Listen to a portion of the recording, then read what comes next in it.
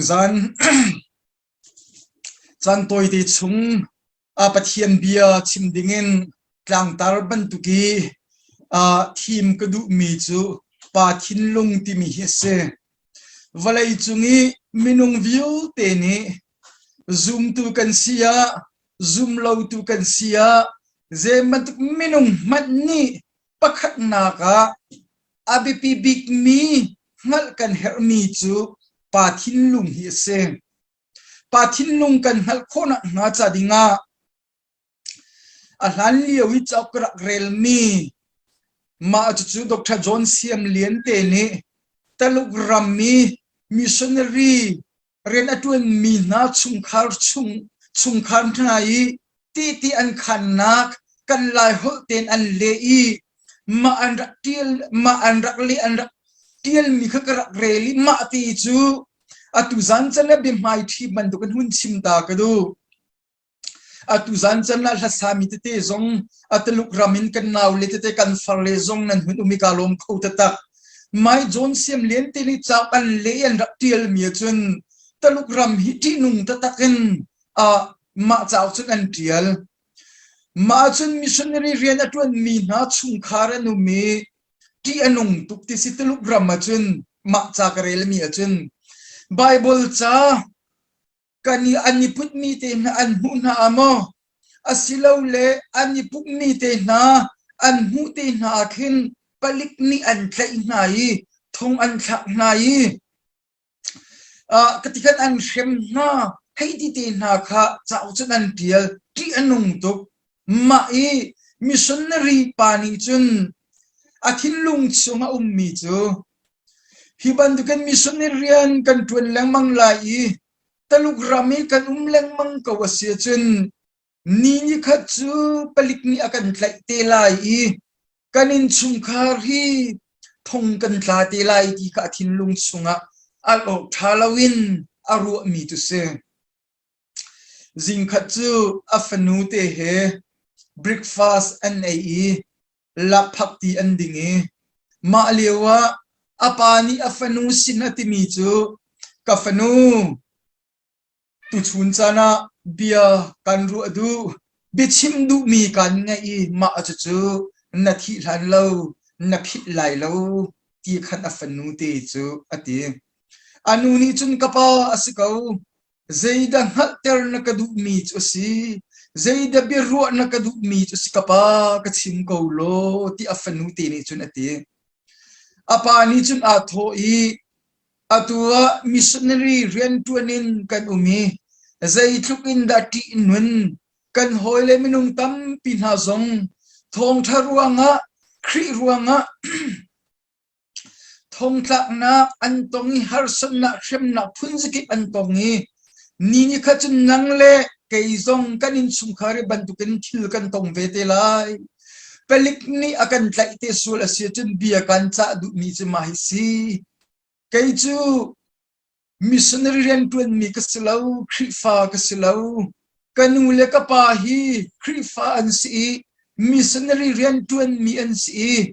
an fa kasive ruang an sin ummi kasi ti khan le ti lai nang chun na lut lai kan raman na kial kho than lai chu ti chun kan ni kan thi zong nang chu na lut lai ti apani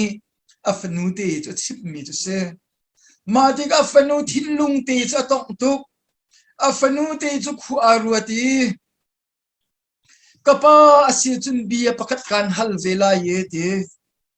apani chun kafanu bihal ding nangai mi te chu rak hal kau kafanu rak hal atu hin kan ko la ye ti te afanu te ni chun a tho i kapa ka kut chun ummi hi zai de si ti ati afanu te ni at o apani ati mi chu kafanu na kut chung ummi kha lakphak ti rai si lakphak ti rai atu breakfast kan ai lakphak tin na din chu amami rai na pute ti apani chunte afanuni chun a thoi kapa ka kut chungi rai ka put na ka mu ko mi chu sai tin da dar ke asi ti ka ti kholai ti afanu te ni chun apa chute pathian min thiang ta thum ko se ati du mi chu kapa krifa kasikawi kri nuzul tu kasikau mi chu zaitin da kasilau ti chun kati kho na lai ti kha apa chu le na atu mi chu se zai ruang da tu zan chana ma chu chim ka du ti chun chu nga chinu te ni chu fanu te ni pa pathian dot na kha afyang tu khri dot na kha afyang tu khri kha acha zum o atla mi se khachu phunza kip ape tu na se pathian ren thiang tuan tu akan thim tu se kapa zong missionary ren tuan tu thim tu se kei zong missionary fanu akasiter tu hi pa pathian si pathian dot na ruang asi chutluk akan do tu pa pathian tu sei tu na ka kholai ti kha afanu ni apa ka chi du mi tu se ma chu pe po zong ni khridot na ni chun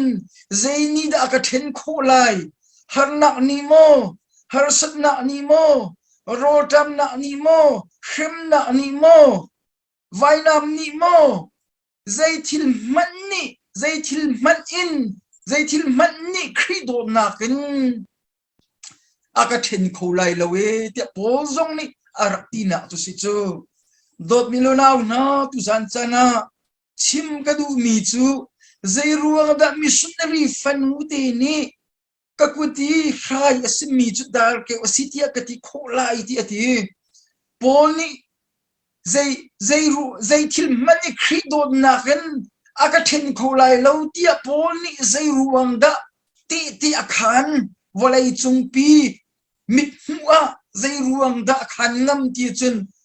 pa thinlung ani fian ruang ase pa thinlung pa dot na kani fian ruang cha ase uzan chan zonga dot milulaw nanang la kai zong chan toi de chunga tha jang la ti na uslo ti chim ka du mi chu pa thinlung chu se chu pa thinlung na fian ta asia chun missionary fanu te bantuk kan si kho velai mithiang pol kan tilang mangmi bantuk kan si kho velai pathian bia bible tu chu ama le ka chindu bi zo na khan kar rel lang manglai si chun pathin lung chu zai da sikwen tia nang mani naka na thin lung chu ara chol ding mi chu pathin lung chu kan hal hau ka hun ti ka na thin lung a bi hal na bandu kan ara chol lai ti ka ru mi chu tia si chun pa thin lung chu zai da si ti kha bi hal na thin lung chu ara mi silai chu pa thin lung chu bible ni fiam ta takin akan me bible pakhan na hun rel ka du mi chu ma thai thong tha dal le sri na rel na pakhatin pali kha saunon te ka hun rel lai na thin lung in ka ra ong lo rak ngai veloti kha kan hun som du chun nu ni ru a jisu ni peter le jem le anaw johan kha tlang sang pi chunga an ma long te na kal pi na an maya chun amui kha a thengi a mai chu ni bangin a cheu I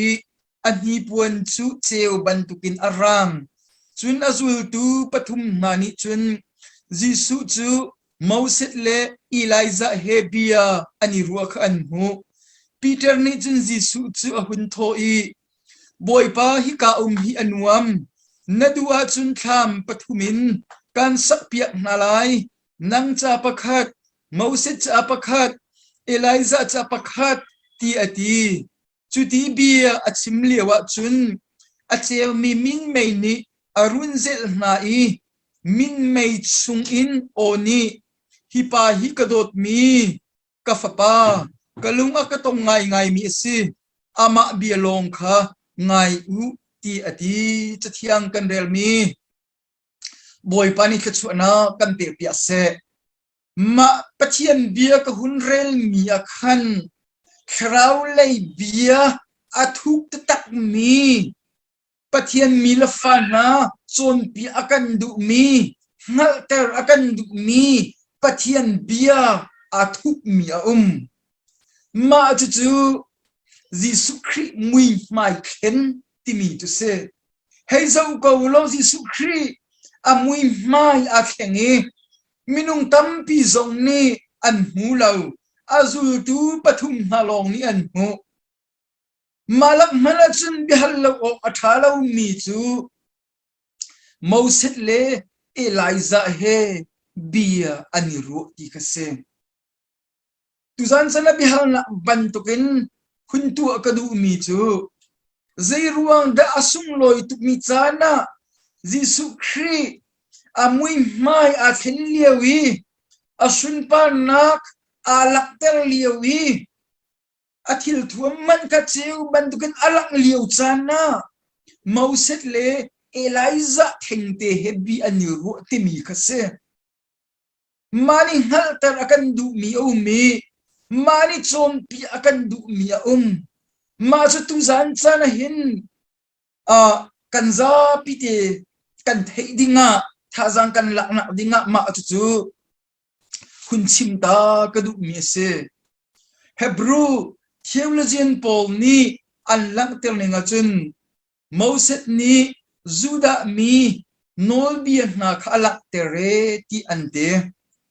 chun Elijah ni Juda mi na prophet sinakha alak tere ante Bible abepi tak mi chu become thar zonga abepi tak kan hal ding mi chu nol biale prophet na kan se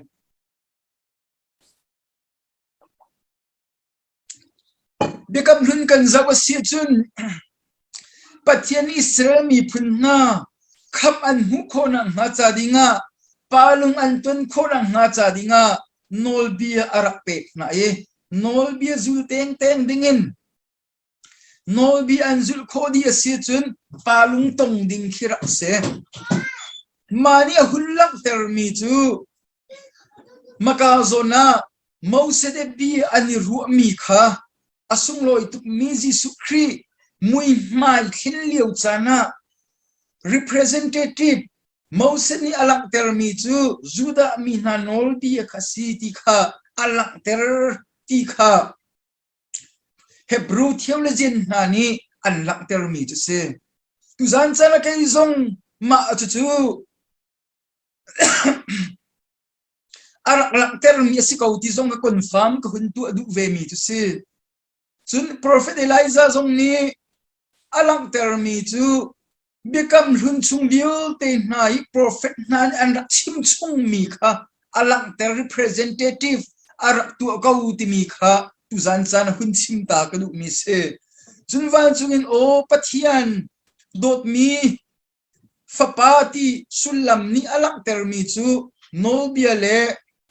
prophet na Giêsu ni an ai o nak le akin chang nak nun hunin nun thar kani thok chang na alak ter ti kha atu zan chana ma izi sukri mui mai a thin leu tlang chungi Moses le Elijah theng te ani ton na asiti mi te kha hun chim ta ka du ka hun nol ta than ri lai zairuanga da Moses le Elijah he tlang chunga Giêsu Christ mui mai a thin lewa ani ton tia chun nol bia na le prophet na chim chung mi kha ataken Giêsu Christ mangin atling jang ti Giêsu Christ ama hrim ni confirm atu anak kha alak ter mi si ti kha ma pathian bia ni alak ter mi si chun ma thai thong tha dal nga na rel na palai sri zonga kan hu mi chu ama Giêsu Christ ni atimi chu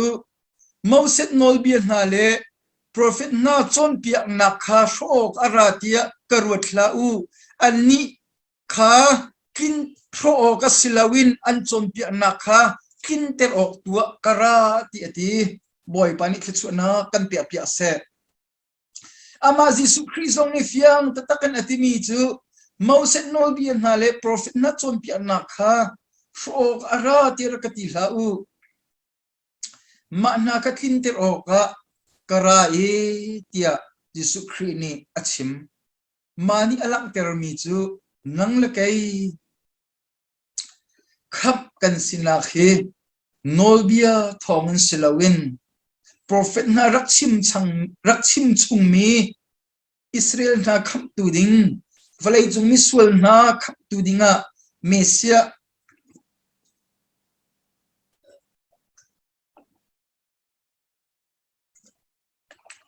Mesia arak lai na an rakchim mi kha atling chang ti khamani alang te ri tu zan chana ma chu zai tu in the mid swak kan si ti mi kha hun sim ta ka do if sa sorry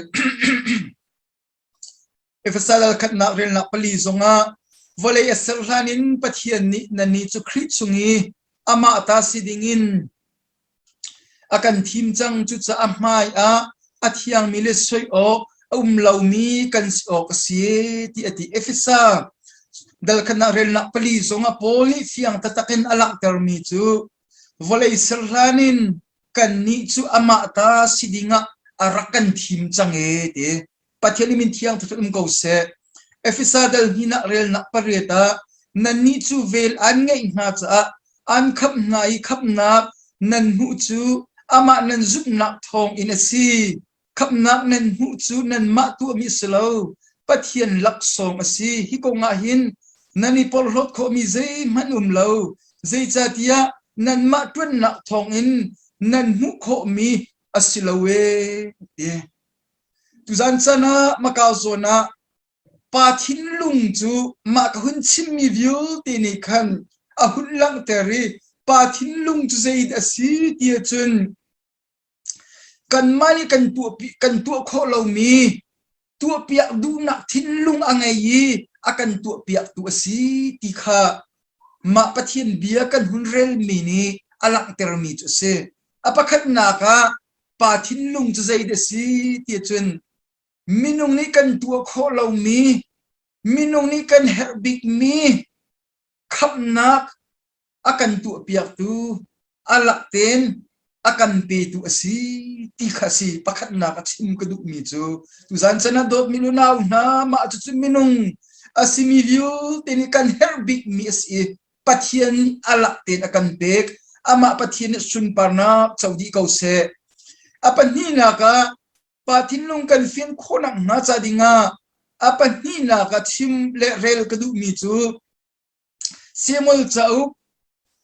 pani na dalpo na rel na pakhatin hlei thum kha rel la chim ka du i asinan pakhatin hlei thum tiang ka rel si chun asaw tuk lai cha a pakhat te long ka hun rel lai i semol chakwat semol cha up pakwa pasri na chun David ni ama achuna thin phang la napa zona than ruanga na chunga jang fanna kan hu saklai i na pu solram dil te kha kan khit than lai chun ka chabuai a rol na ei zungzal lai ti ati boy pani the chu na kan pe pe se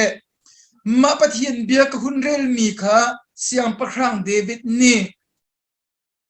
mehi sobat Jonathan fapa sinna achim mi ase heizong ka wislo so siang pahrang le David ka zai tluk an ral an city kha Bible arel milakri fa asimi ni angal lo mi kat umlai lo tia ka ruwa so siang pahrang ni chun David ka he tia tha dinga akol chu mai aral tuk mi an si vaitam pi so siang pahrang ni David ka tha dinga akol chu ma ngam lawin atwa i heizau ka ulam minung lei sinakin aral tukmi in chungkhar panian se maka zona dalko naka David na timi chu Jonathan ruanga anchuni jang fanna kalak ter khona na solin chungkhar laka khan atang mi a hotel anum hamo ti ate heizau ka ulo David ni chun Jonathan ruanga so siang pahrang i afale atang rimi an hamo tia akol bakan akol zai ruang da kol ti chim pathian dot na kha kalang tel khona nga Jonathan ruanga pathian dot na kha kalang tel khona nga ti ati atoina kan hun sim si chun atang leya an rakti mi chu chun sol in chungkar sina mi pakhat min ziba asmi kha umi ama chu David sina chun an ko chun siam pasang ni ama chu nang ma chu ziba an simo ti ati anini ama chu nasalpa khi kasi ti ati chun siam pasang ni chun pathian zang fana chu achunga kalang tel khona nga sol in chungkar chungin anung ri mi pakhat talanum tinga mo ti ati zibani siang parang sinachun Jonathan fapa umri ama chu ake abai ti ati makau zona fiang tatakin so David siang parang ni sol chi kha in chungkhar kha kol matiga zibani ati mi chu Jonathan fapa mehi sobat ki umri ama chu ake abai tia arak sintika asitun vala ulo kasina rak piulo tia nol ape na I mehi sobat chu Jonathan fapas I ral ruanga kutsung mana ngam lawin ke mundang lam tataka ava ummi aki ral zamin ava ummi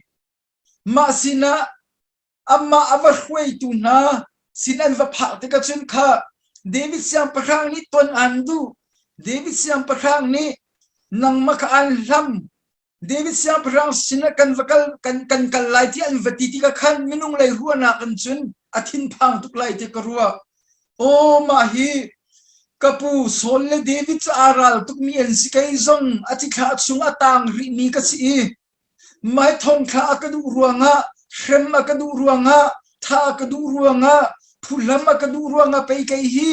asina kau hi si kau lai chutia thin phang thlau ngai thina lai ti ka ruwa ma chu ruwa lo zong a thalo mi chu si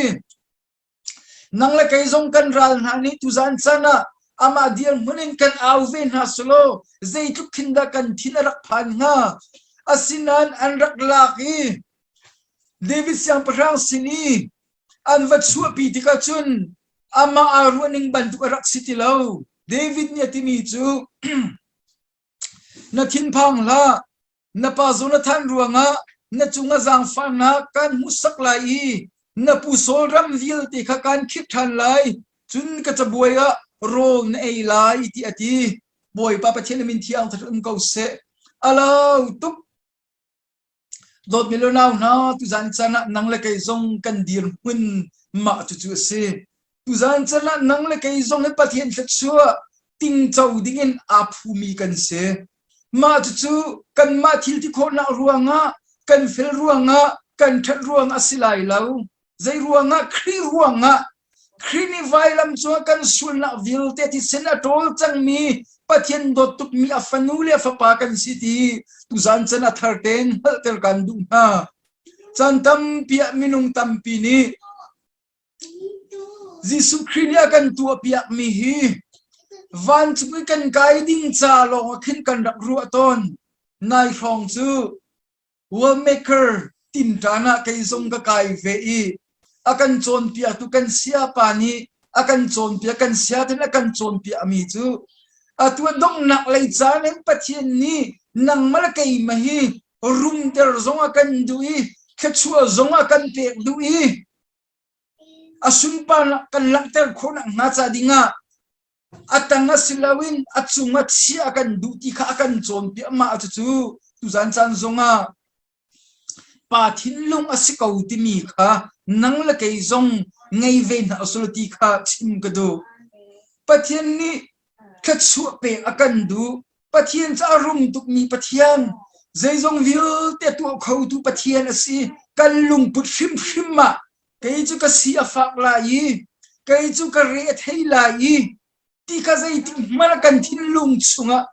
na asulti kha tu zan chana thazang pe kan mi na tu se nang la kai cha pathian na dot tuk mi afapazi su kriti senin kan sul na vilte atol chang mi van siang pakrang fanu fa pa kan city khatu zan chana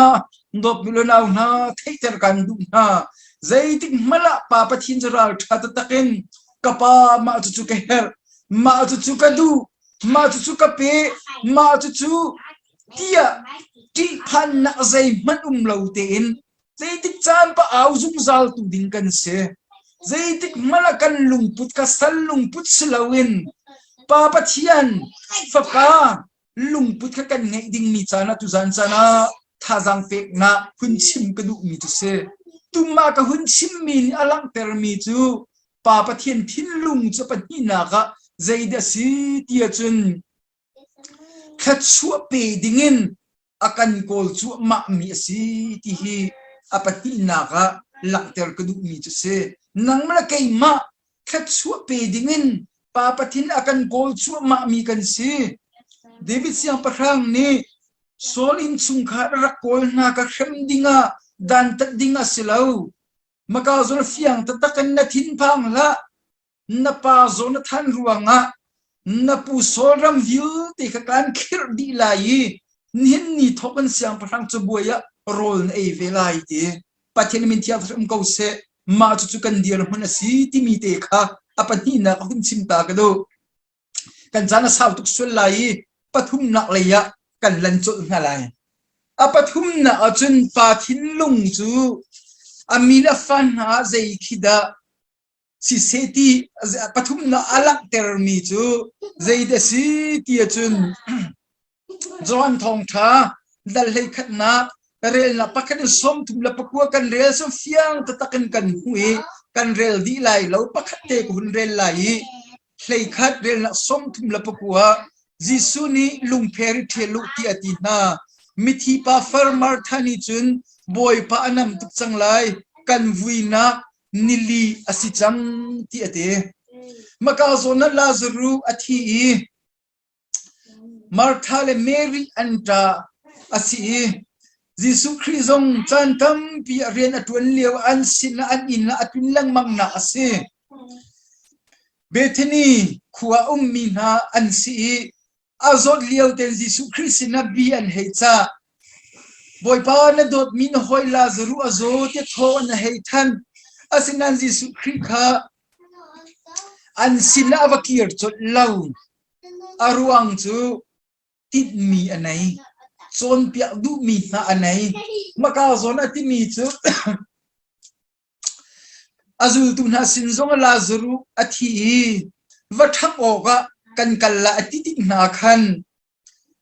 athi am hil mi chu athau a lau than ko lai tia azul tu pol ni jisu christina an rakte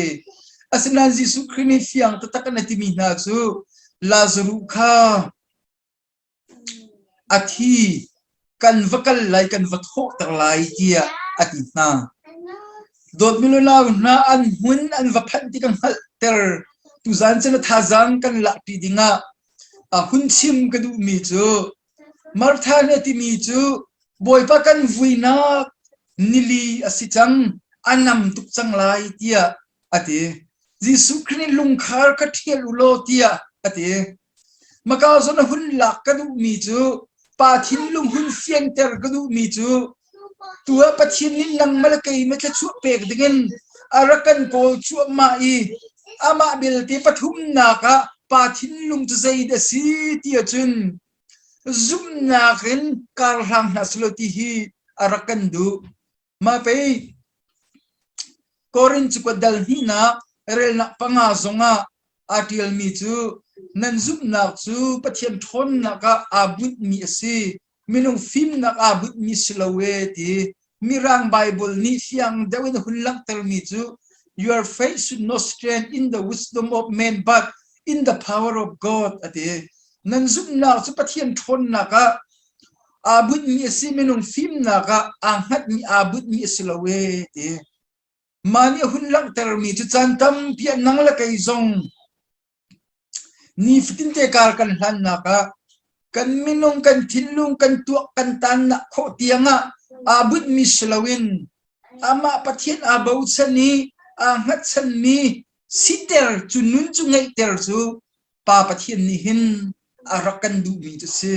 Paul only can need to zoom na kan kaleti. We work by faith, not by sight arakte. 2000 pathian ni khen nang la kai zong zoom na ken kal han ve arakan du. Atwa dok nak lai chan asmi. Ahin nang la kai zoom na kan kale pathian kin ko na alak ter tu sikha pathian ni hin arakan du mi tu si. Zan sana pa thin lung zai de si ti chun kan tu kholo mi tu piak du nak thin lung angai mi le akan tu piak tu si apa hina ka khatsu pe dingin akan ko zum zal tu si kan mali khatsu kan pe timhan hal haulawin khatsu zaitin na ka pe ngalai dia arakan ko zum zal tu asi apa thum na achun pa thin lung tu zai de si ti chun afalin nun chon pi akan du hi zoom nan kal ham na sulo kay makabau chan na sulo ka thil ti ko na hi lang ter na sulo ti hi adu zoom zal mi si ti khatu zan chana chim ka du mi si boy pani kan za pi te cha chu na kan pe pya se adok na ka lunglom na bia kun chim da ka du asung loi tu mi chana kay zong maka siakim le arian tun hoi nani chan cha chan sung loi tu narakan pe ve pathian bi chim na chan narakan pe ve ti khin kalom ta tak ti zong kha ahun chim ta ka du i anan rian tun na pathian chu chun an pe ko na se chun kan naw le te kan far le te